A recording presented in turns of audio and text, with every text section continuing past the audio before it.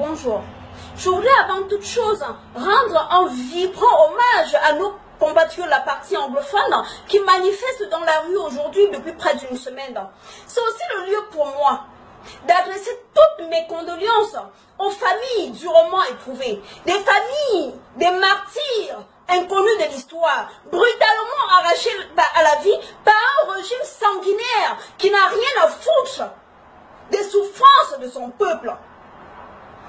C'est aussi le lieu pour moi d'interpeller le Camerounais à redoubler de vigilance parce que notre pays est au bord de l'explosion. Une guerre civile menace le Cameroun. Le Paul Biya aujourd'hui est en train de vouloir dresser les Camerounais les uns contre les autres. Vous êtes rendu compte ces derniers temps que les informations circulent faisant l'état de ce que nos frères de la partie anglophone en veulent à leurs frères de la partie francophone. Pour cela, on vous fait croire que les anglophones sont en train de pourchasser les francophones dans leur région. J'ai été contacté plusieurs fois déjà inbox par ce genre de message, mais quand j'ai demandé des preuves irréfutables, personne n'a pu me les donner. Et ces derniers jours, c'est un message audio avec la voix d'une femme européenne qui fait état de ce qu'il y a une conspiration internationale qui menace le Cameroun. Mes chers compatriotes, ne cédez pas à ce genre de manipulation. Biya est aujourd'hui prête à tout pour se maintenir au pouvoir. Vous êtes rendu compte au fil des ans qu'au Cameroun, quand n'importe quel groupe de Camerounais se lève pour des revendications légitimes, la seule chose que Biya a à vous dire, c'est qu'il y a des ennemis tapis dans l'ombre qui veulent détablir le pays. Les étudiants se lèvent pour vous dire qu'ils n'ont pas de stable banc dans les amphis. On vous dit qu'il y a des ennemis tapis dans l'ombre qui les manipulent. Les habitants d'un quartier se lèvent pour vous dire que depuis 10 ans, ils n'ont pas l'eau courante dans leur quartier. Que le peuple meurt de choléra au Cameroun en 2016. On vous dit, ce sont les ennemis tapis dans l'ombre qui les manipulent. Tout se passe comme si, en 34 ans, Biya a fini par se convaincre qu'il est le président d'un peuple d'imbéciles, qu'il est le président d'un peuple d'attardés mentaux. Paul Biya peine à croire que le Camerounais est un être mature et majeur, capable de prendre conscience de ses problèmes, de sa souffrance et d'agir en conséquence. Au point où, à chaque fois que les Camerounais sont debout, il faut qu'ils fassent croire, pour appeler à une certaine unité, qu'il y a une menace externe. Chaque Camerounais qui se lève pour son pays est soupçonné d'être la main invisible qui sert les personnes invisibles. Alors que le même Biya est dans toute forme de relation incestueuse avec les pays dont il vous fait croire que ce pays menace son pays. Je vous appelle donc à redoubler de vigilance. Il est inconcevable que Paul Biya pousse les Camerounais au génocide. Nous n'allons pas accepter que Biya dresse les Camerounais les uns contre les autres pour nous pousser à la guerre civile. Parce que tantôt nous allons nous déficher avec les machettes. Biya va refugier sa famille à l'étranger et lui-même.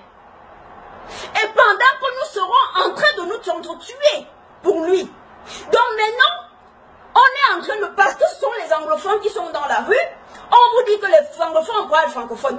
Demain, si les Bamileke se lèvent, on va vous dire que les Bamileke ont problème les bêtis. Et demain, les nordistes, on va dire, non, Biya, ça ne doit pas passer. J'entends les francophones qui disent que les anglophones ont les mêmes problèmes que les francophones. Alors pourquoi ils en font de leur cas un cas spécial? Je suis d'accord avec vous. Nous avons les mêmes problèmes. Mais vous ne pouvez pas demander aux anglophones de rester passifs comme vous.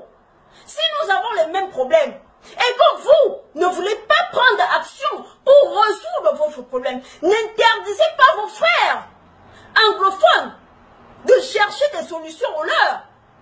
Alors donc, à défaut de prendre votre courage en main, comme les anglophones le font, et de vous lever et aller dans la rue pour manifester pour vos droits, respecter la démarche des anglophones, à défaut de les soutenir. Parce que les revendications sont légitimes. Ce peuple-là, il paye des impôts, ils produisent des richesses, ils n'ont pas de route, ils n'ont pas d'école, comme partout d'ailleurs au Cameroun.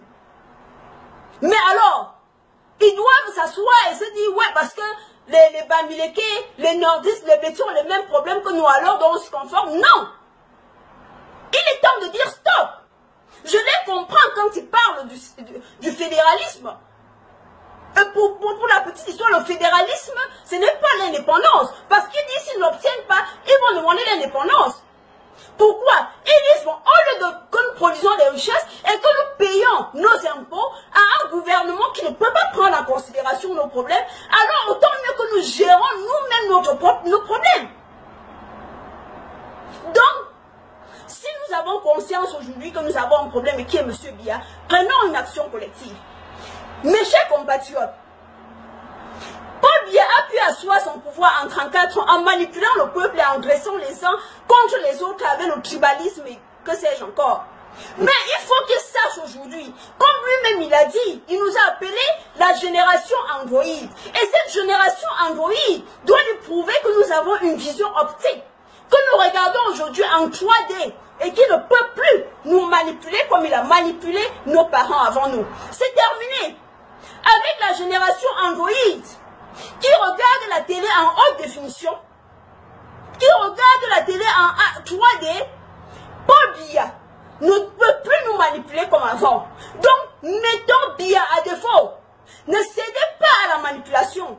Parce que si vous le faites, nous n'aurons que nos larmes pour pleurer, surnoyés dans le sang des nôtres. Biya commence déjà à assassiner nos frères à Bamenda. Et dites-vous bien que si nous levons aussi dans la partie francophone, il ne nous fera pas des cadeaux parce que son but c'est de s'interniser au pouvoir, coûte que coûte. Donc mes chers compatriotes, partagez cette vidéo. Les Camerounais doivent être prévenus du danger qui nous guette, de la guerre civile qui nous guette. Abonnez-vous à ma page. Plus nous sommes nombreux, plus Biya comprendra que le peuple camerounais n'est pas un peuple d'imbéciles et qu'il n'est pas le plus intelligent des Camerounais et qu'il y a de vaillants Camerounais qui sont capables de diriger ce pays-là et très bien diriger ce pays-là. Ne nous laissons plus manipuler, ne nous laissons plus avoir. Parce que trop c'est trop. Nous n'allons pas enterrer nos morts et continuer à rester silencieux. La preuve, l'accident des ECA, plus d'un mois sont passés. Et nous ne savons pas où sont les issues de l'enquête. Les familles recherchent toujours les corps des siens.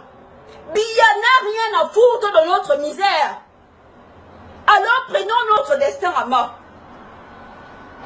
Mes chers compatriotes, que Dieu bénisse le Cameroun. Partagez cette vidéo. Abonne-toi à ma page. Ensemble, nous construirons un nouveau Cameroun. Et ce sera un Cameroun prospère. Que Dieu soit avec nous. Je vous en remercie.